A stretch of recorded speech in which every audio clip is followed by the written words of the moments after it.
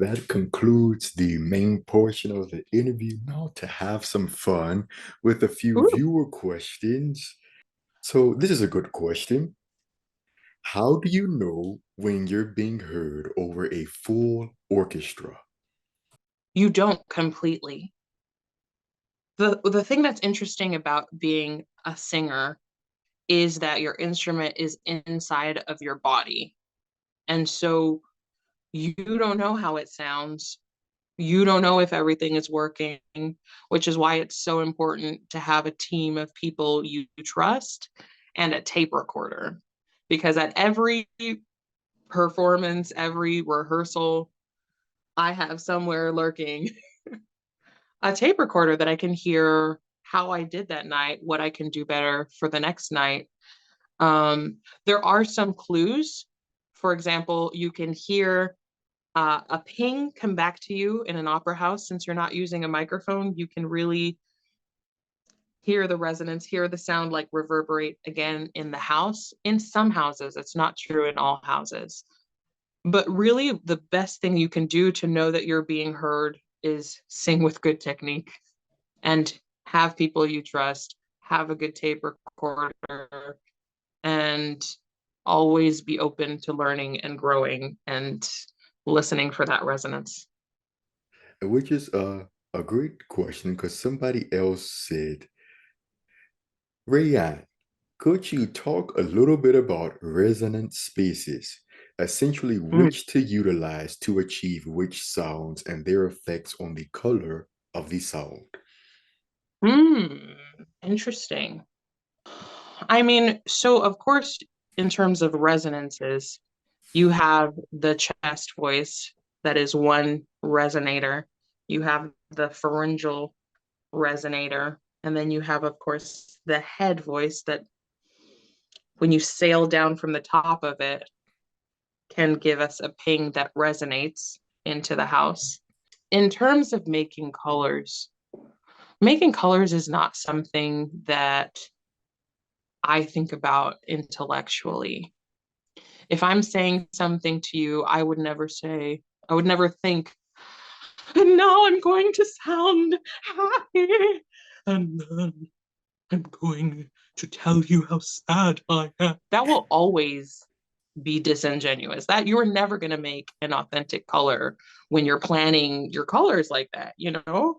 Like it's just how we live, how we express ourselves. If we are human and we are really embodying the character and going through life as that character, those colors just naturally come in. Like in that sentence, I just had different colors because that's what I felt like doing.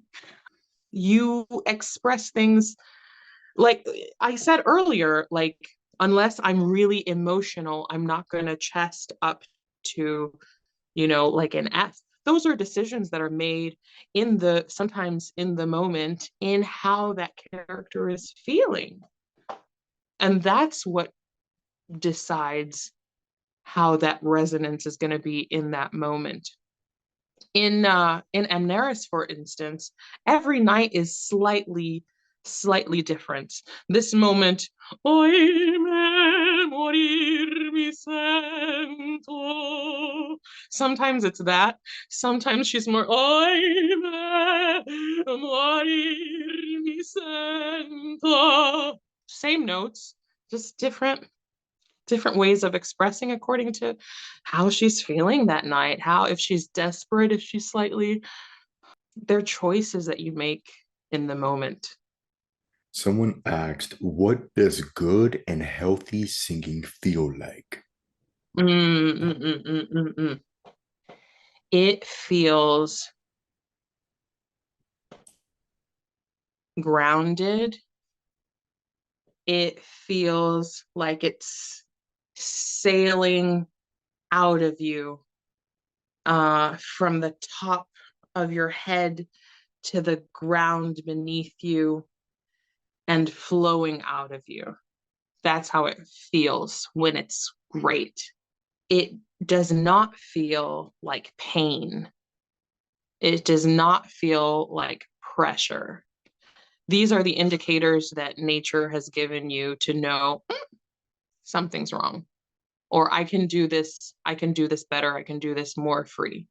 And so I would say that's when you know it's good, you can sing for 4 hours and at the end of it feel just as fresh, maybe exhausted. You're going to feel exhausted because it takes a lot of energy to sing, but the voice should be completely fine. The first time I did an Emineris, I like gave too much and I was like, ah! And I was like, you know what?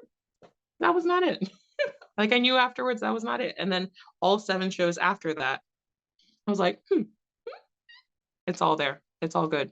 So it feels like nothing, literally nothing here, because none of the work is done here. All of the work is done with your mind. You change works with your mind, you do dynamics with your mind. You should feel nothing here. Absolutely, things are happening mechanically because that's obviously happening, but all of the work that you do is mental, is driving the ship. I had a teacher that said, you can't be worried about what's happening behind the boat because you're driving the ship. You're looking forward. You're looking ahead. You're telling them where to go. You're not doing the work below. And So, the last question I would say is this has been asked a couple of times, your favorite non-classical vocalist.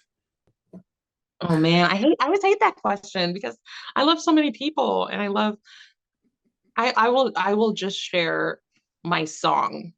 Performing can be extremely nerve-wracking because you never know when that it's going to be a great show or if it's going to be a terrible show. And ideally as you go along in your career you have more technique and more assurity, but there's a lot of pressure on your shoulders. There are 100 people that make a show go up, and there's a conductor in the pit staring at you, and there's a director in the house like, okay, do what we said and like make me look good. And then there's like your colleagues who are like, depending on you to do all the staging and do the things you planned and do, and then that the New York Times is in the front waiting to review and say how you did the next day in the paper. And there's just a lot of stress and pressure attached. And there's an audience full of people who have listened to the greatest singers of all time the day before on their CD, and you're just trying to do your daggum best. And so one of the songs that has helped me endure all of that is Chasing the Sun by Sarah Bareilles. And so I will just like have it on headphones and it helps me breathe and just remember gratefulness and how this is not the end all.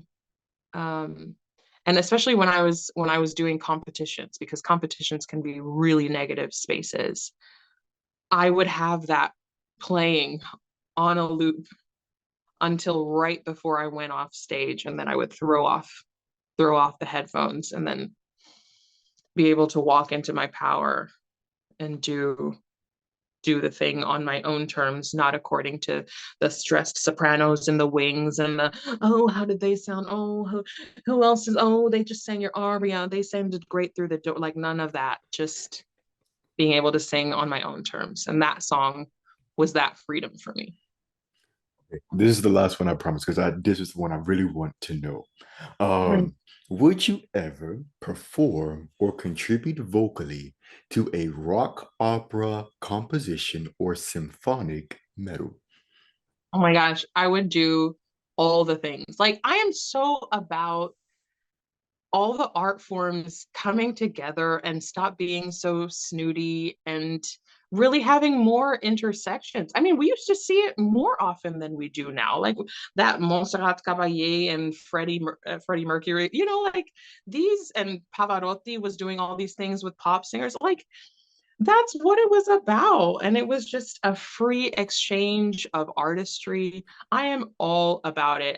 If hip hop artists want to come, like let's collab. If you're a rock star, like let's freaking collab. If you're a computer scientist and want to like make quirky animated. Like, I am just so about pushing boundaries, and let's see where we can go and what new experiences we can create, how we can change what is opera and make opera something revolutionary and new and constantly changing and evolving and relevant and meaningful and resonant and just elevating people's lives as it's supposed to be.